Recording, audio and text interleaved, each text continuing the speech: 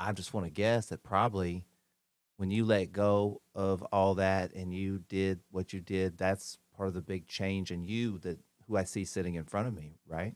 That was the beginning of it. In physical presence, my dad would explosive. There was a couple defining moments that I was like, okay, I'm gonna leave your house and I'm not gonna come back. And yeah, you should sleep and go. And I'm like, okay, okay, goodbye.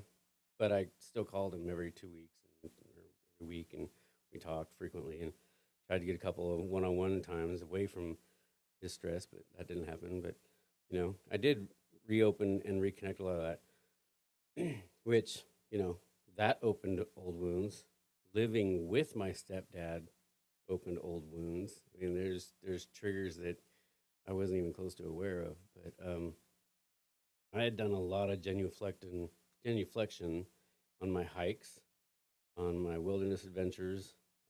I've dosed in medicines, and I really was able to say, "Those are not my problems. I'm here to help you." The triggers. I'm like, "Those aren't my problems. I'm here to help you," and it was tough from Dan to receive living with me because bristling old. We've had combat for all of our lives. And one day he said to me, he's like, "You don't know what I'm going through, Dan. I've been emotionally regulating your emotions so that you're calm before I can have any of my own. I know exactly what you're going through." And I repeated exactly every feeling he's having at that moment.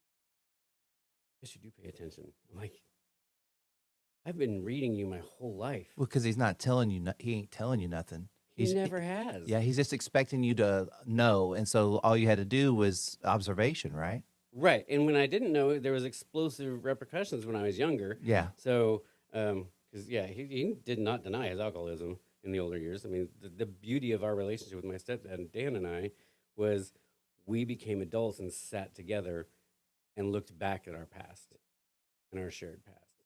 And that's where the majority of my healing came from, was seeing the same experiences and traumas that I saw through his eyes.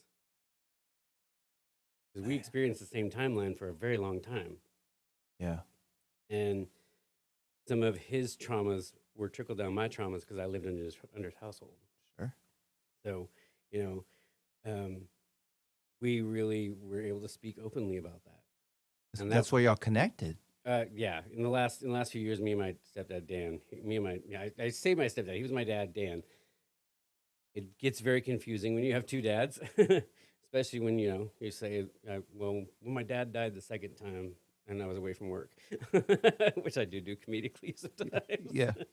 um, but Dan and I really healed a lot of wounds together in the last couple of years, and I'm honored to have walked that walk. It is not an easy walk.